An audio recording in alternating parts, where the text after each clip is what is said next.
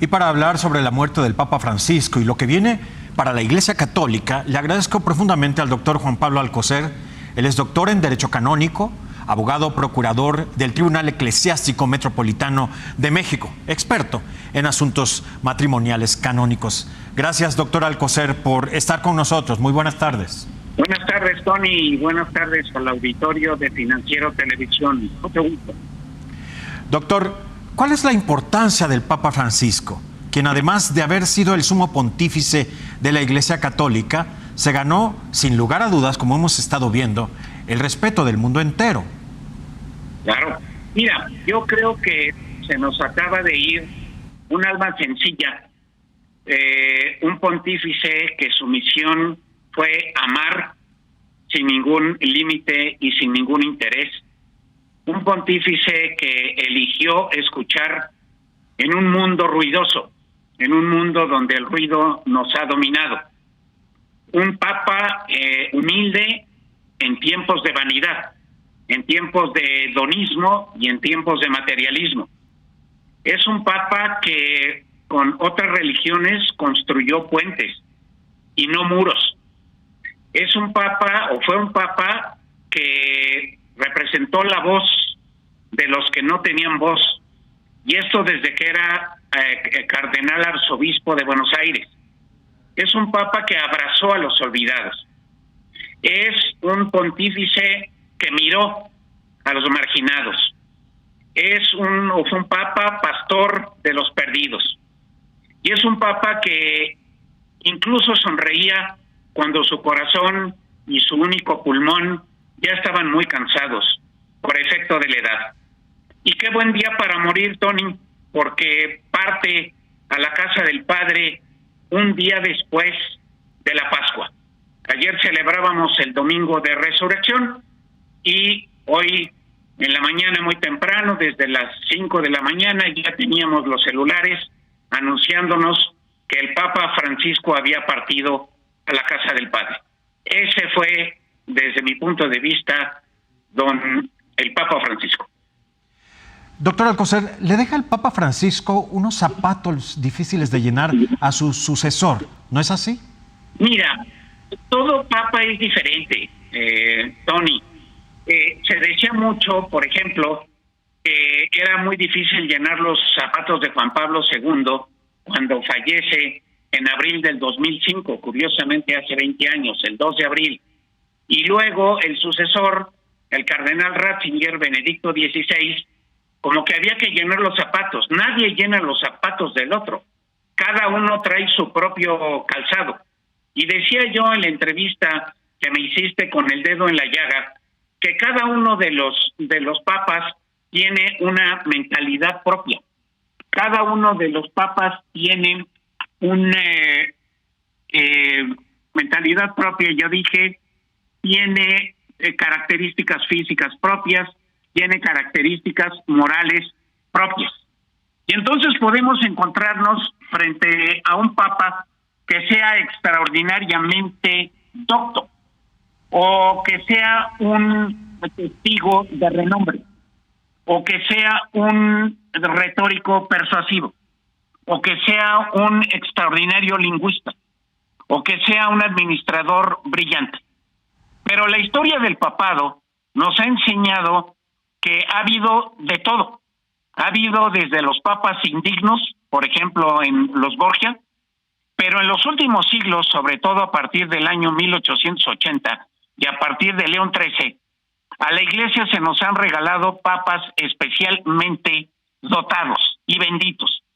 De cualquier forma, quien sea el romano pontífice que nos vaya a tocar, va a tener como deber el referente, el guardar la revelación, el preservar la unidad de la fe. Y, en palabras del Concilio Vaticano II, de constituir el principio básico en el catolicismo, que es el principio perpetuo y visible de la unidad de los obispos y de la unidad de la multitud de todos los que conformamos a los fieles del pueblo de Dios. Por eso, en espera de que lo natural que va a ser la reunión de los cardenales para formar los grupos de gente que tratarán de escoger a su ideólogo, como lo sobrenatural, que será el soplo del Espíritu Santo, que sobre ellos actuará el Paráclito, y que esperemos que el número 267, que será el que venga en aproximadamente 25 días, que tengamos nuevo pontífice, continúe cuidando a la Iglesia y a la barca de Pedro. Esa es mi opinión. Doctor Alcocer, se habla incluso de un papa negro. Podría ser el cardenal Robert Sarah, por un lado, y por otro, se habla incluso de, pues digámoslo así, un candidato del mismísimo Donald Trump, el cardenal Borg. ¿Qué tan cierto es esto que se está diciendo, doctor Alcocer? Bueno, mira, lo del papa negro, yo creo que había que tomarlo no en sentido peyorativo.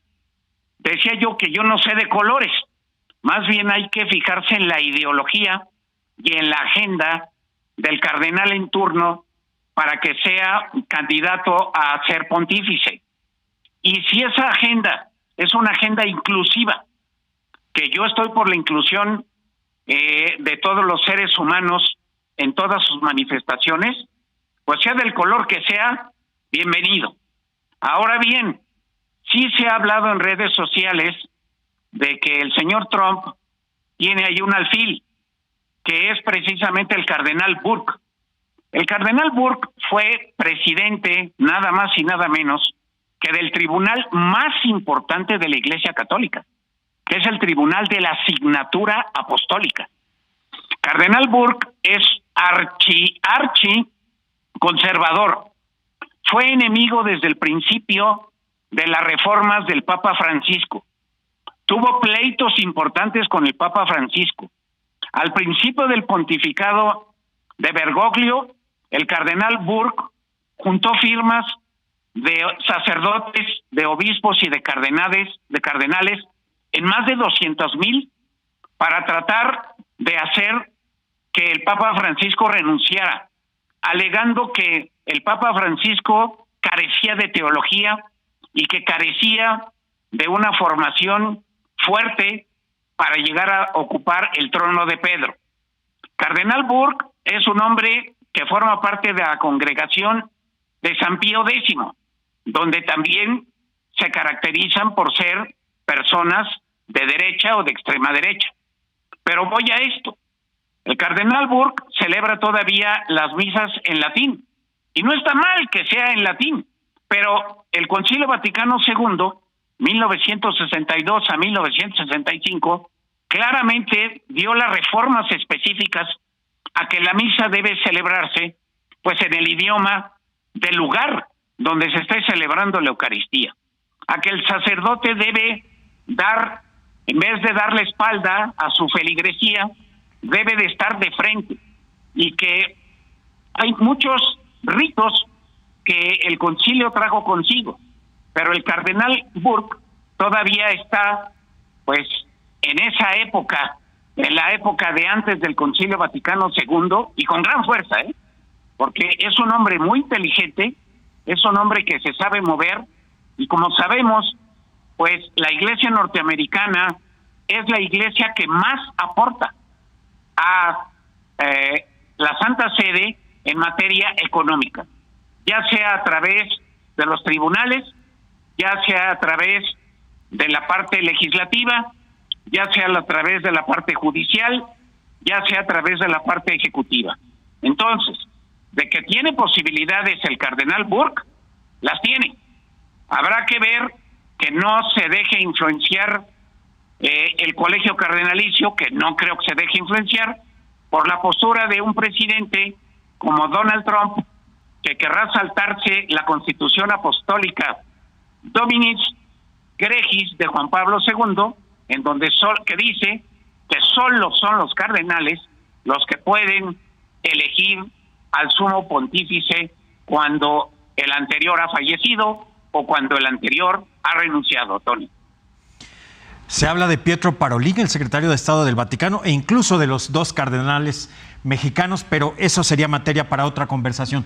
Gracias, doctor Juan Pablo Alcocer Mendoza, doctor en Derecho, abogado, procurador del Tribunal Eclesiástico Metropolitano de México, experto en asuntos matrimoniales canónicos. Gracias, doctor Alcocer. Buenas tardes. Sí, muy amable el auditorio de Financiero Televisión. Un abrazo y mi pésame por la muerte del Papa Francisco. Buenas tardes. Buenas tardes, doctor Alcocer. Buenas tardes. Es momento de hacer una pausa, es muy breve. Al regresar, mexicanos